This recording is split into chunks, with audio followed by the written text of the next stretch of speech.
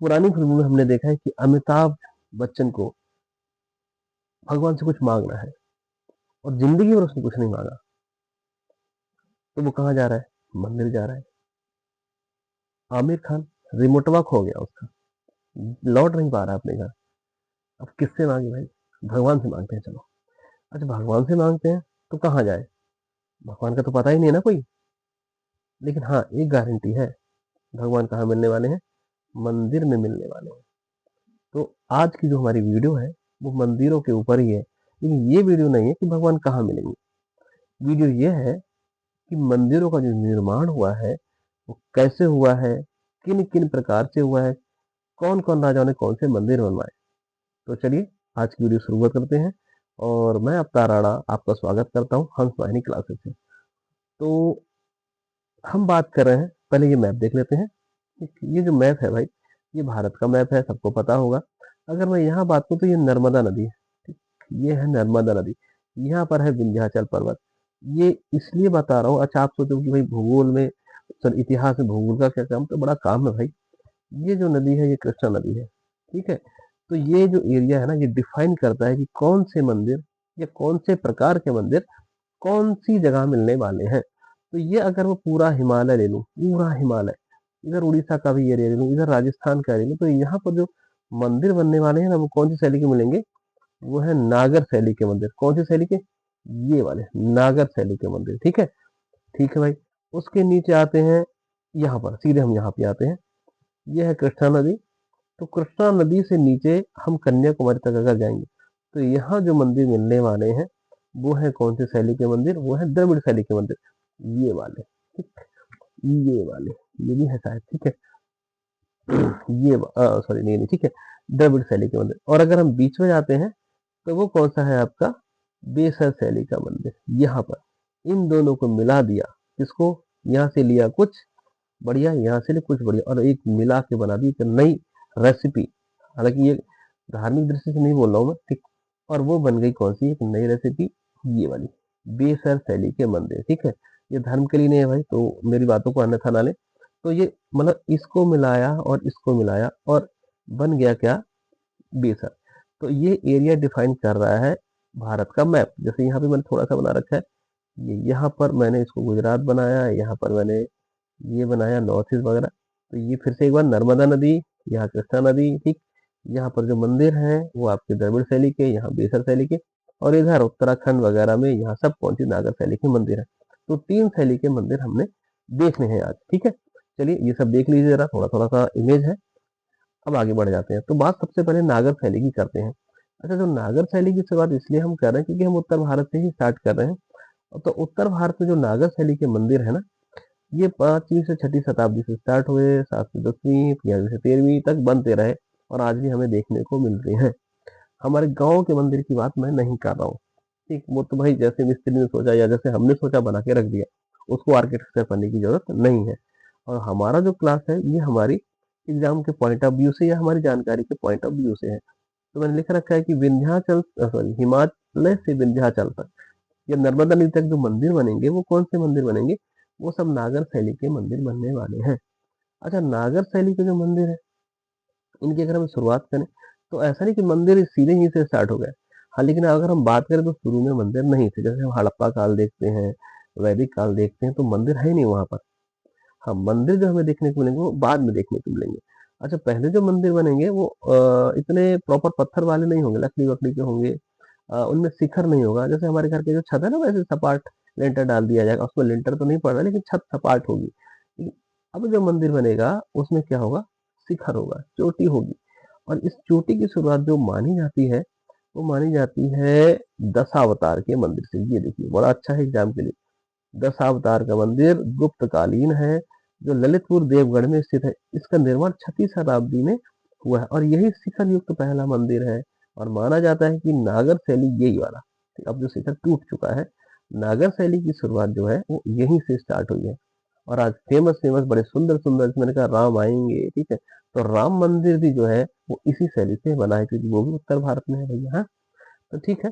तो नागर शैली के कुछ और मंदिरों के बारे में देखते हैं।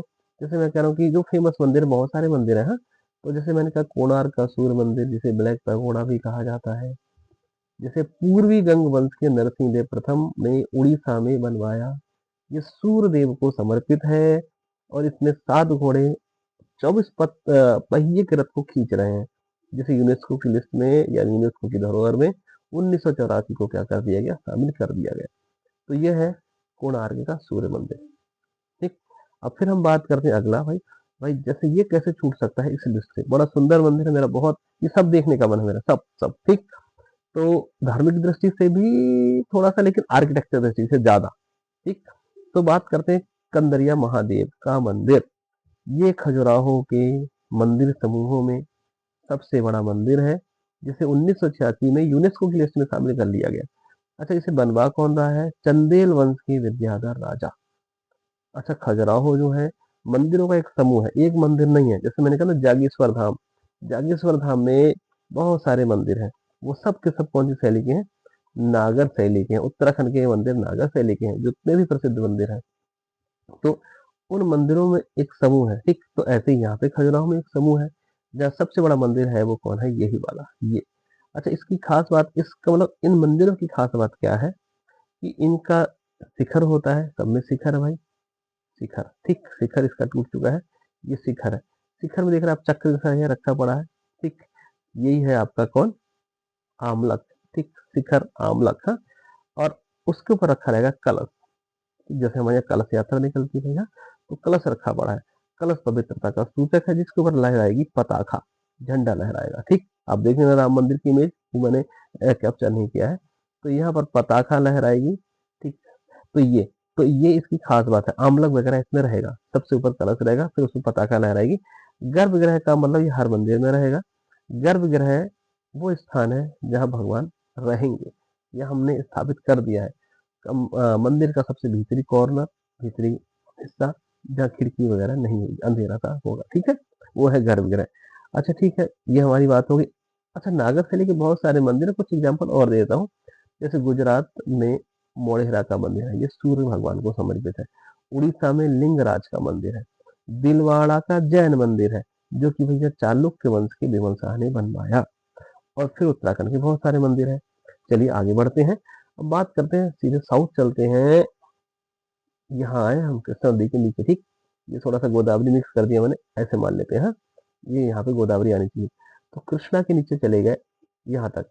तो यहाँ पर स्टार्ट यहीं से करते हैं, गोपुरम। भाई हम गोपुरम का मतलब है हम स्टार्ट कर रहे हैं, घुस रहे हैं, एंट्री है, गेट में जाना है। जैसे ये मान लो, ये गोपुरम है। हाँ?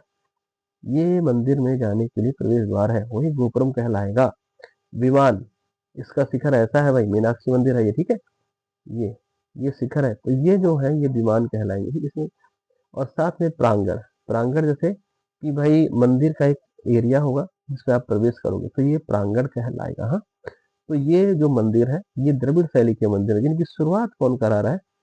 पल्लव वंश के शासक। सबसे पहले साउथ के शासक हैं पल्लव। ठीक, तो पल्लव वंश के शासक कहाँ शासन कर रहे हैं? देखो तमिलनाडु में। तो पल्लवों ने तमिलनाडु में मंदिर बनवाए हैं। अच्छा, सोर का मंदिर, ये शायद ये सोर का है। हाँ, सोर का मंदिर।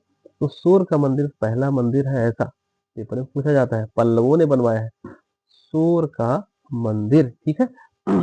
अच्छा ठीक है, नरसिंहवर्मन द्वितीय ने 8वीं सदी में महाबलीपुरम या मल्लापुरम, जो कि तमिलनाडु में है, में रथ के मंदिर बनवाए हैं। हाँ बेटा, रथ के मंदिर, एक मिनट बेटा वीडियो बना लूँ। हाँ, एक मिनट, रथ के मंदिर बनाए हैं। ठीक है, हाँ, कोई बात नहीं बेटा।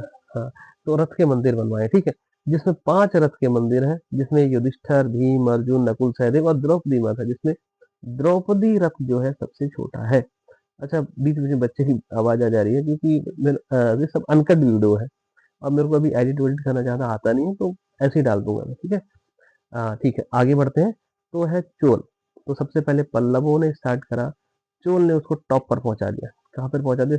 टॉप पर। हाँ, तो 9वीं से 13वीं सदी के बीच ये मंदिर बने हैं, जिसमें अगर मैं कहूँ कि सबसे प्रतापी राजा या पहला प्रतापी राजा जो राजेंद्र चोल का पिताजी है, राज प्रथम। हाँ, उसने तमिलनाडु, फिर से तमिलनाडु में, तमिलनाडु के तंजावुर में बृहदीश्वर का मंदिर बनवाया। यही माना जाता है कि ये टॉप है किसका? द्रविड़ शैली का। सही है। फिर हम देखेंगे पांड्य, ये भी भाई साउथ के शासक हैं। तो पांड्य ने मीनाक्षी का मंदिर बनवाया है मदुरई में।